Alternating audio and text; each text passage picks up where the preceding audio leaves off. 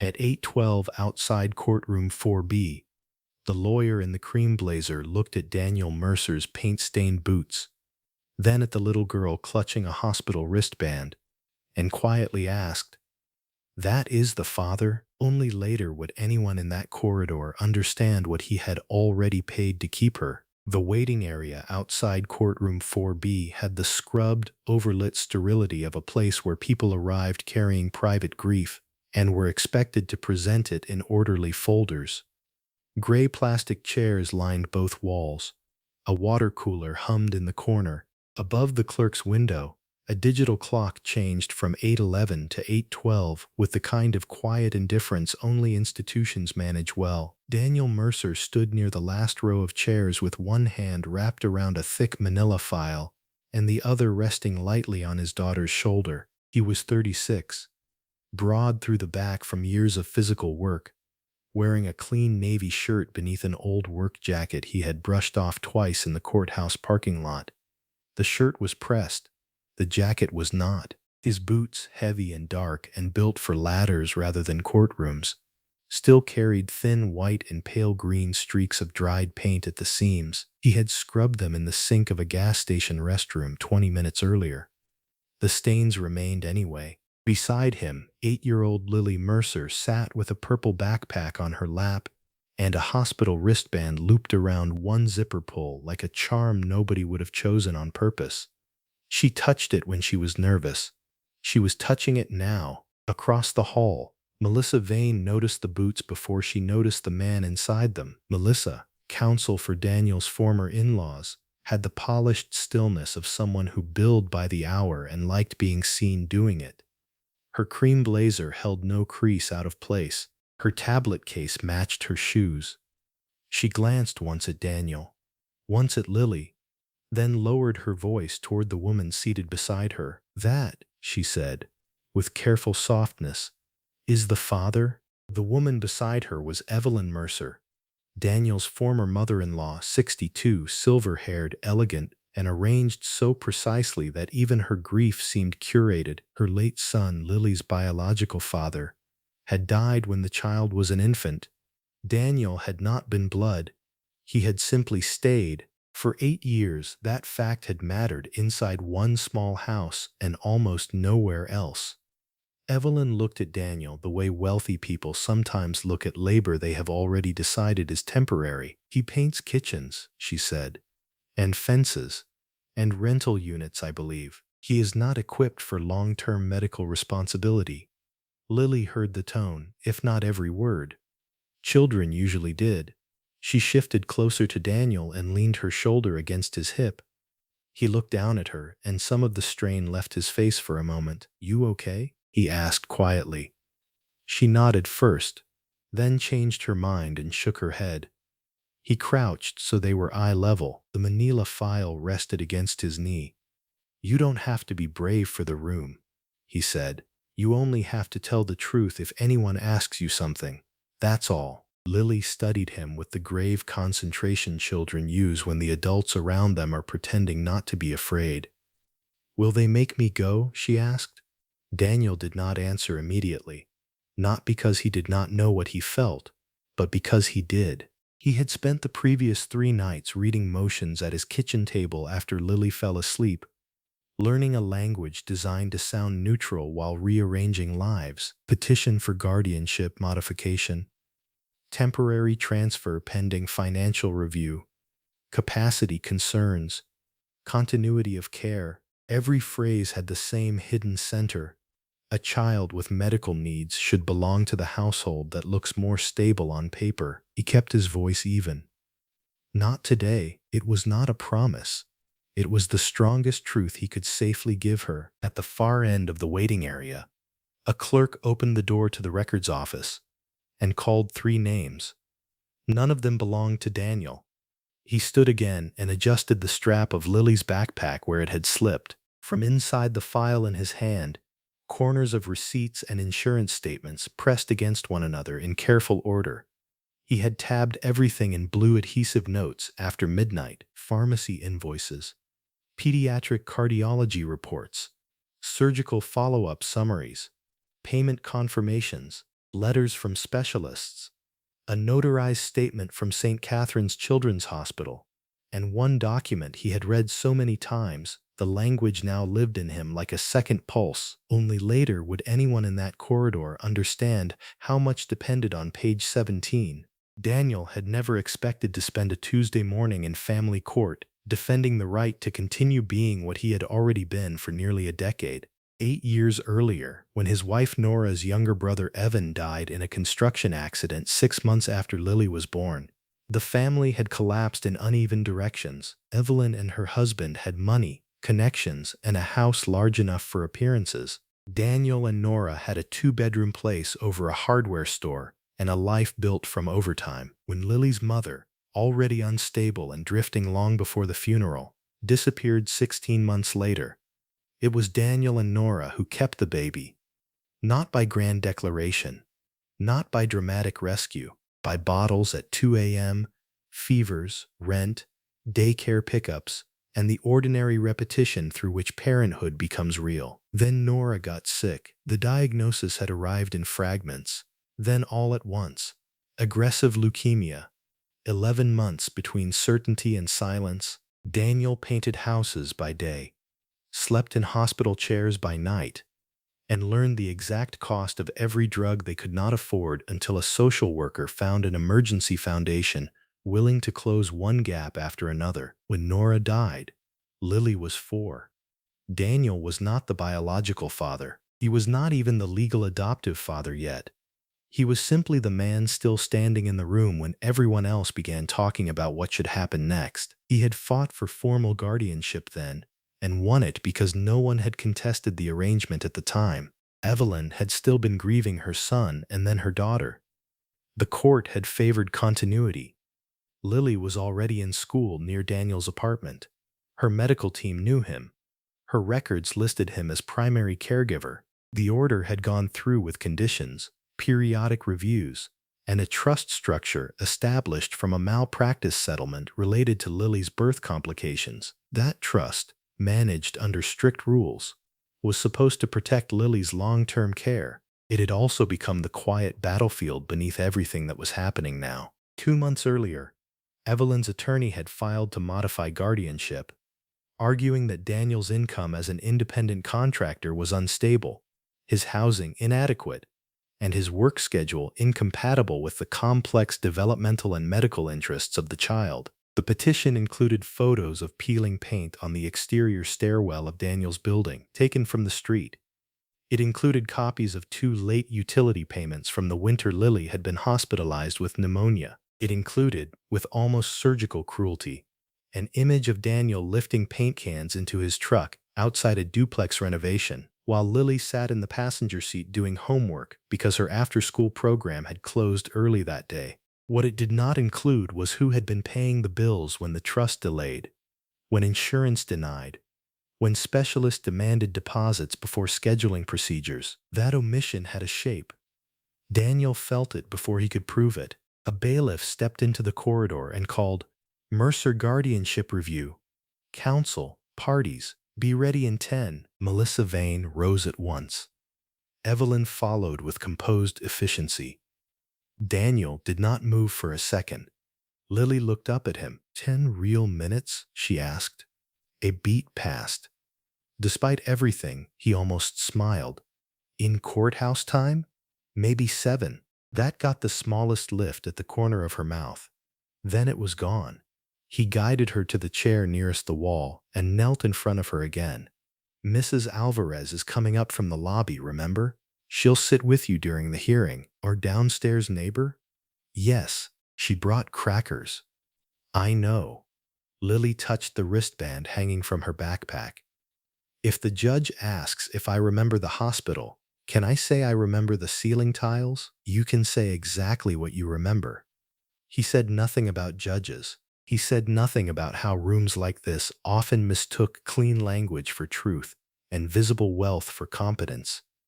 He said nothing about the fact that he had left a half-painted stairwell job at 6:10 that morning because the client had agreed, reluctantly, to let him return in the afternoon. He had lost 2 jobs already this month attending evaluations, filing responses, and meeting a legal aid attorney whose caseload was so heavy she had prepared him mostly by phone after 9 p.m. He had come to court tired, underdressed for the room, and carrying more paper than confidence.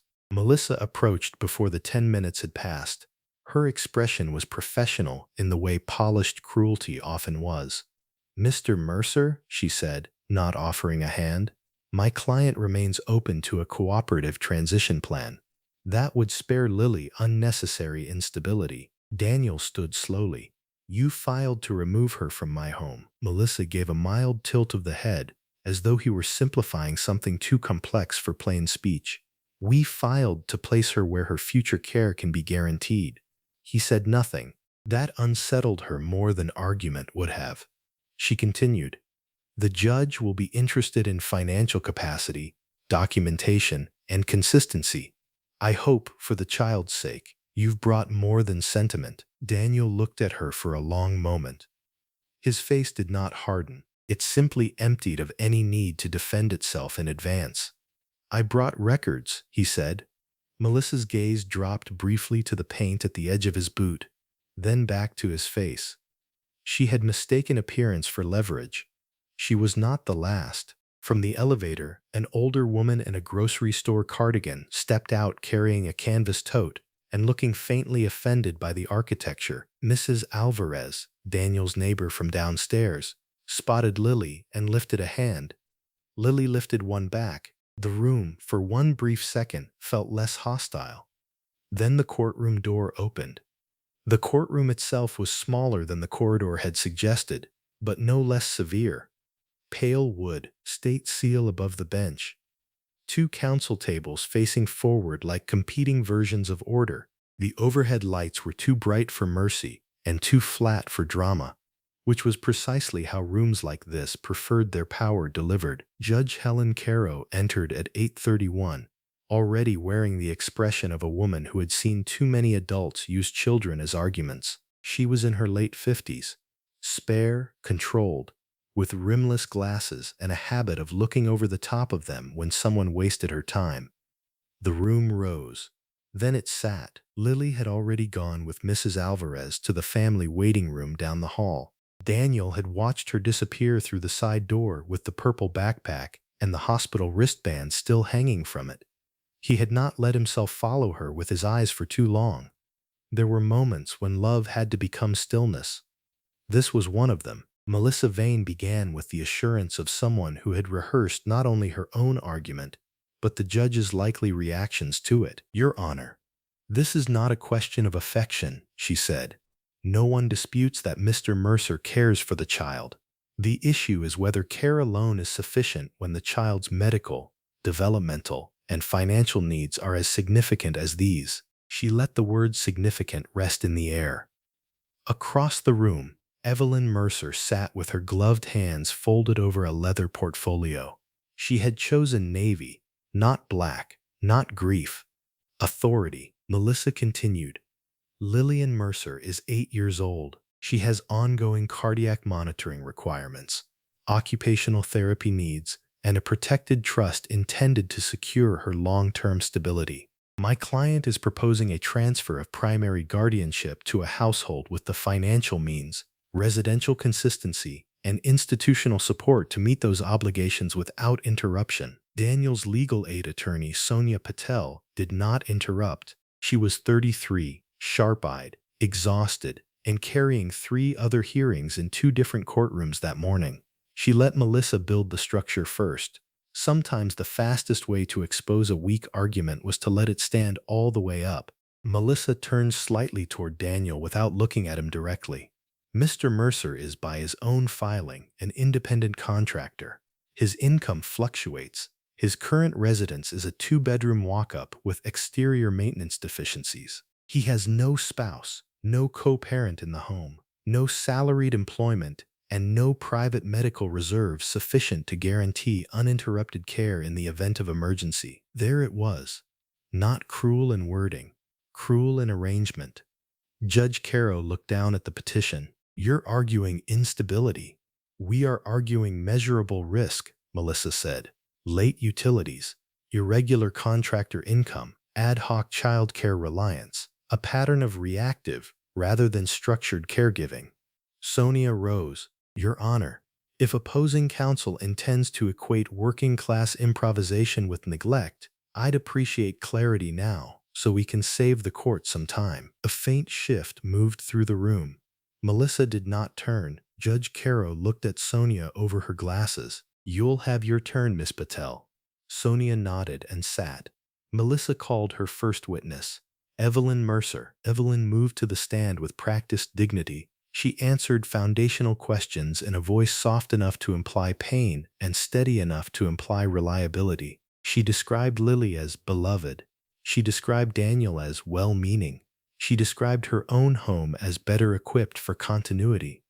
Then she began laying stones. Yes, Evelyn said. My husband and I have maintained a room for Lily since infancy. Yes, we have the financial means to secure private tutors if needed. Yes, we are within 12 minutes of St. Catherine's. Yes, we have already consulted with a pediatric care coordinator. Then Melissa asked, Mrs. Mercer, what first caused you to believe a change in guardianship might be necessary? Evelyn lowered her eyes with exquisite control. Lily missed a developmental review in February. Sonia was on her feet. Incomplete characterization. The appointment was rescheduled due to weather and attended 4 days later. Melissa replied without heat. The witness may still answer. Judge Caro allowed it. Evelyn folded her hands. There have also been signs of strain. Daniel is proud. He does not ask for help. But I have seen Lily tired in ways children should not be. I have seen her waiting at job sites. I have seen him trying to do everything alone. She paused. The pause was expensive. Love is not always enough. Daniel did not move. Only later would Evelyn understand that this was the moment the judge stopped listening to tone and started listening for proof. Melissa approached the next layer carefully. Mrs. Mercer, are you aware of the child's trust structure? Yes. And do you believe Mr. Mercer has managed that responsibility appropriately? A beat passed. Evelyn looked toward the bench, not toward Daniel. I believe he has done what he could. It was a masterful answer if the goal was to wound without appearing to strike. Sonia wrote something down. Then she stood for cross-examination. Mrs. Mercer, she said, you testified that Lily missed a developmental review in February. You were aware the city was under an ice storm warning that day? Yes. And you were aware Mr. Mercer attended the rescheduled appointment 4 days later? I was informed later, yes. So when you used the missed appointment to support instability, you omitted the completed follow-up. I was speaking to a pattern. Sonia nodded once. Let's talk about patterns. How many overnights has Lily spent in your home in the last 12 months? Evelyn hesitated. I don't know the exact number. Fewer than 10. I would need to check. Fewer than 10. Yes, and how many cardiology visits have you personally attended in those same 12 months? Another pause. None. How many occupational therapy sessions? None. How many medication refill pickups? None. Sonia's voice remained almost gentle. How many nights have you sat with Lily in the pediatric ward after midnight? Melissa rose. Argumentative. Overruled, Judge Caro said. The witness may answer. Evelyn's composure thinned by 1 degree. None. Sonia let that sit. Then she stepped closer. Mrs. Mercer, when your daughter Nora died, who was listed as primary caregiver on Lily's school records within the month that followed? Mr. Mercer, who signed the surgical consent forms during Lily's valve repair consult the following year? Mr. Mercer, who has been listed by St. Catherine's as emergency contact 1, 2, and 3 when no one else answered? Evelyn said nothing. Sonia did not raise her voice. Mrs. Mercer? Mr. Mercer. The room went quiet. Sonia turned a page. You also testified that Mr. Mercer does not ask for help. Did you offer to pay for Lily's occupational therapy copays last spring? Evelyn's jaw changed almost imperceptibly. We offered broader support. That is not what I asked. We discussed alternatives. Did you offer to pay the copays? No. Did you offer to reimburse the cardiac monitor deposit in August? No. Did you offer to cover the emergency antibiotic prescription during her pneumonia admission in December? No. Sonia nodded. So when you say you saw strain, what you mean is that you observed it. Melissa stood again. Counsel is editorializing. Judge Caro looked at Sonia. Move on. Sonia did. But the point had landed.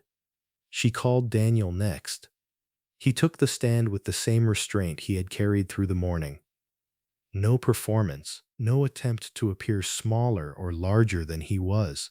Just a man in a clean shirt and work boots, sitting under oath in a room built to prefer polished people. Melissa handled him herself. Mr. Mercer, you are not Lily's biological father, correct? Correct.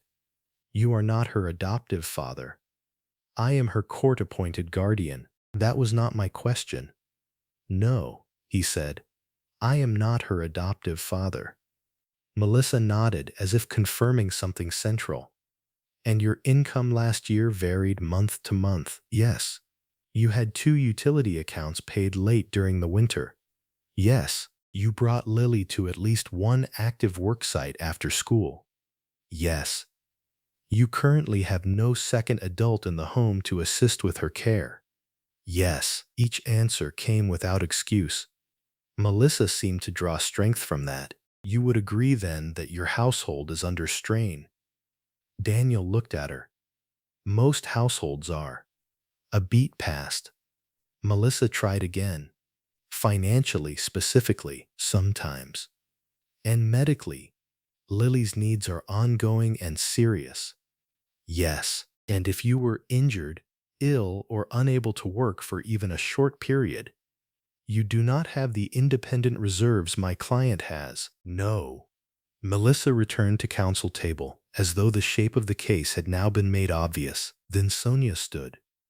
Mr. Mercer, she said, how old was Lily when she first came to live with you and Nora full-time? 16 months. Who potty trained her? A flicker crossed his face. Not amusement exactly. Memory. Nora started it. I finished it. A few heads in the gallery shifted. Who taught her to tie her shoes? I did. Who knows which cartoon she watched after her first echo exam because she said it made the gel feel less cold? Daniel blinked once. The Blue Dog one. Season 3. Same episode every time. Sonia walked slowly. Who notices when she's scared before she says she's scared? He did not answer immediately. I do. Sonia nodded. Then the questions narrowed. When was Lily's last cardiology follow-up? 3 weeks ago. Tuesday, 10:40 a.m. And what did the physician note? Stable rhythm. No new enlargement. Continue 6-month monitoring. When is her next occupational therapy reassessment?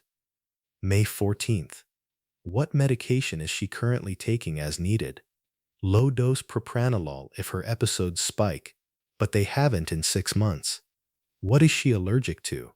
Amoxicillin suspension with cherry dye, not the drug itself, the dye. For the first time, Judge Caro looked up from her notes and simply watched him. Sonia let the silence do some work. Then she asked, Mr. Mercer, did you ever ask the Mercers to take Lily full-time? No. Why not? He said nothing for a moment. Then, because she was already home. The room went still again. Sonia moved to the trust.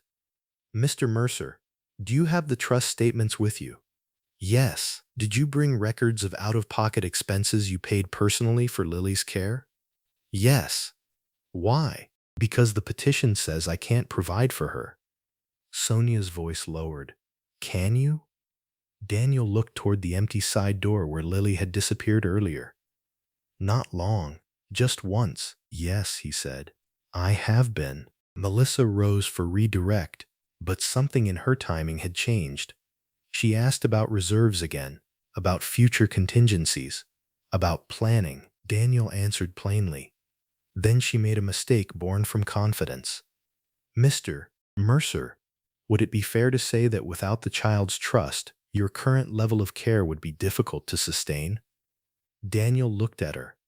The trust doesn't pay what you think it pays, Melissa frowned. The trust exists for her benefit. Yes, and has substantial protected assets. Yes. Then my question stands. He said nothing. Sonia's head lifted slightly. Judge Caro looked between them. If there's an issue with the trust administration, I want it made clear now, Sonia stood. There is, Your Honor, and it goes directly to motive. Melissa turned for the first time that morning with something sharper than irritation. Objection to counsel testifying. I'm asking to move to documentary evidence, Sonia said, specifically pages 17 through 24 of Respondent's Exhibit C, and the hospital reimbursement ledger attached under seal. Judge Caro extended a hand to the clerk. Bring it. A beat passed. Then another. Melissa reached for her own copy of the exhibit binder and began turning pages with greater speed than elegance. Across the room, Evelyn's posture changed so slightly most people would have missed it. Most people. Daniel did not move at all. By then, it was already too late. The clerk handed the binder up to the bench, and Judge Caro opened to the tab Sonia had marked in blue. The paper made a small, dry sound in the quiet. In the second row, Melissa Vane was already flipping through her own copy, scanning line items with the sharpened focus of someone realizing, too late, that a document she had treated as background might be the center of the room. Judge Caro read for nearly 20 seconds without speaking. Then she looked up. Miss Patel, she said. Explain page 17. Sonia stood. Yes, Your Honor. The trust established for Lily Mercer after the birth injury settlement is not a discretionary household support fund. It is a restricted medical trust requiring dual signature release for reimbursements above $2,000 and administrative review for recurring therapies.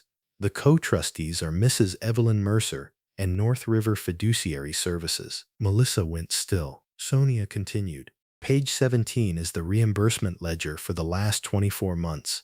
It shows repeated delays, denials, and holds on approved pediatric expenses. Pages 18 through 24 cross-reference those delays against payments made personally by Mr. Mercer to prevent interruption of care. Judge Caro looked back down. I see 12 separate out-of-pocket payments. 13, Your Honor, Sonia said. One was split across 2 cards. The judge turned another page. Cardiology deposit. Occupational therapy series. Prescription bridging. Home monitor replacement. Why were these paid personally if trust assets were available? Sonia did not hurry. Because the releases were not timely executed. The room changed, not loudly, not theatrically, but in the precise way rooms change when a hidden structure suddenly becomes visible. Melissa rose. Your Honor, we object to the implication being drawn. Administrative delay does not establish misconduct. No one asked for your implication yet, Judge Caro said. Sit down. Melissa sat. Sonia stepped toward the evidence table. With the court's permission, I'd like to call one additional witness out of order.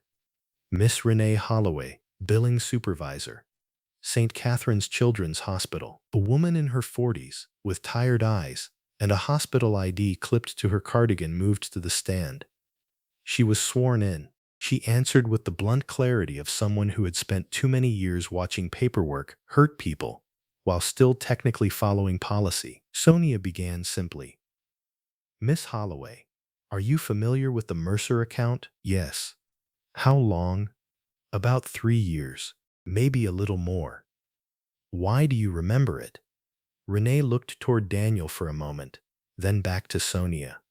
Because he always paid before services were interrupted, even when he shouldn't have had to. Melissa objected. Narrative. Overruled, said Judge Caro. I'd like to hear this. Renee nodded once.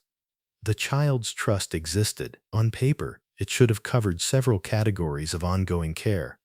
But our office repeatedly received notice that larger reimbursements were pending secondary approval. Some were delayed 2 weeks, some longer. In the meantime, deposits still had to be made if appointments were to remain on schedule. Sonia asked, "Who made those deposits?" "Mr. Mercer." "How?" "Debit card. Cashier's check once. Split payment twice. And one time, with what looked like a contractor payroll check, he signed over after endorsing it." Daniel lowered his eyes. He had not expected that detail to matter. It did. Sonia placed a document on the rail. "Do you recognize this?" "Yes. That's our internal note from August 23rd. Please read the highlighted portion." Renee adjusted her glasses. Guardian advised trust release still pending co-trustee approval. Child cannot miss monitor replacement. Mr. Mercer requested 48 more hours, then returned same day with full payment. The judge looked up. "Same day?" "Yes, Your Honor." Sonia asked the next question carefully. "Did the hospital ever receive communication from Mrs. Mercer regarding these delayed approvals?" Renee hesitated only because she wanted to be exact. "Yes. Twice directly, more often through the fiduciary office." "And what was the substance?" "Questions about whether certain therapies were essential at current frequency, whether alternatives existed, whether expenses could be deferred to quarterly review." "A beat passed," Sonia said. "Deferred?" "Yes. For a child with ongoing cardiac and developmental follow-up?" "Yes." Melissa was on her feet again.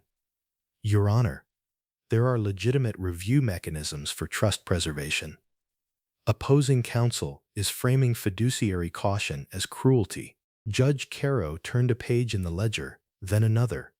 "Miss Vane, your client filed this petition on the theory that Mr. Mercer could not reliably provide continuity of care. I am now looking at a record suggesting he provided continuity precisely when the trust administrators did not. So I advise you to choose your next objection carefully." Melissa sat down without another word. Sonia approached the final point. "Miss Holloway, in your dealings with the Mercer account, who consistently understood the child's schedule, treatment needs, and billing deadlines? Mr. Mercer, who called to confirm every follow-up? Mr. Mercer, who knew what could not be postponed? Mr. Mercer." Sonia nodded. No further questions. Melissa stood for cross-examination, but the confidence that had carried her through the morning was gone. She asked about administrative policy, review thresholds, institutional backlog. Renee answered yes, yes, yes. Then Melissa asked the wrong question. "So there were no actual mistreatments caused by the delays, correct?" Renee looked at her with professional disbelief. "Because he covered them." The room went quiet. Nobody laughed after that. Melissa returned to counsel table and did not rise again. Judge Caro removed her glasses and set them on the bench. It was the first human gesture she had allowed herself all morning. "Mrs. Mercer," she said, "stand." Evelyn stood slowly. The judge's voice remained measured. That made it worse. "You came into this court arguing that Mr. Mercer's finances created instability for this child, yet the documentary record suggests he repeatedly protected her care from delays tied to a trust you help control. Do you dispute the ledger?" Evelyn's throat moved once. "No, Your Honor." "Do you dispute that he personally advanced funds to preserve treatment continuity?" "No." "Do you dispute that the child's providers identify him as the only consistently informed caregiver?" Evelyn looked toward Daniel for the first time that day, as if the answer might be found somewhere outside herself. It was not. "No." Judge Caro let a beat pass. "Then I am trying to understand why this petition was filed in the form presented." Melissa rose carefully. "Your Honor, my client's concern was long-term structure, not—" The judge cut her off. "I asked Mrs. Mercer." Evelyn's hands tightened around the edge of the table. When she spoke, the polish in her voice had thinned enough for something rawer to show through. "Because he has no margin," she said. "Because one accident, one missed job, one illness, and everything rests on him. Because I buried my son and my daughter, and I cannot sit still while a child I love depends on a man with no safety net." It was the first true thing she had said that morning. Judge Caro heard it. So did everyone else, but truth was not the same as entitlement. The judge nodded once. "Fear explains many actions, Mrs. Mercer. It does not justify misrepresenting who has actually been carrying this child's life." Evelyn sat down. For the first time since entering the courtroom, Daniel looked tired in a way that had nothing to do with sleep. Not triumph, not vindication, just the exhaustion of a man watching the room finally catch up to years he had already lived. Then the side door opened. The bailiff stepped in, leaned toward the clerk, and whispered something. Judge Caro listened, then looked toward counsel. "Before I rule, I want the child's waiting room attendant brought in for one factual clarification." Mrs. Alvarez entered with the determined gait of a woman who had not expected to testify in court and was mildly irritated to find herself doing it. She was sworn in. She sat as if the chair had offended her first. Sonia asked only one question. "Mrs. Alvarez, do you live in the same building as Mr. Mercer and Lily?" "I do. Under them. Which means I also hear every dropped shoe and every science project." A faint sound moved through the gallery. Even Judge Caro allowed the corner of her mouth to shift. Sonia continued, "How often do you see them?" "Every day. More than every day if the child's making pancakes." "And in your observation, who gets Lily to school, to appointments and home?" "Daniel." "Who stays up when she's sick?" "Daniel." "Who carried her down 3 flights in December when the elevator was out and she had that fever and couldn't breathe right?" Mrs. Alvarez didn't even need to think. "Daniel." "In socks, because he forgot his boots." Sonia nodded. No further questions. Melissa declined to cross. Judge Caro folded her hands. The room settled around her. "This court is not tasked with choosing the wealthier household," she said. "It is tasked with protecting the child's best interests through evidence, continuity, competence, and credibility. On all 4 points, the record is now clear." She looked directly at Daniel, then at Evelyn. "Mr. Mercer remains primary guardian without modification." A breath moved through the room.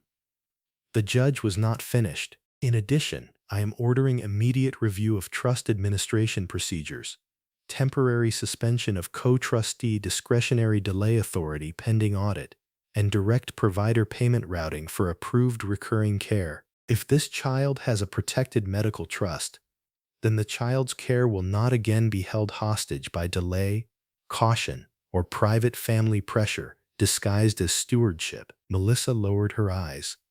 Evelyn sat completely still.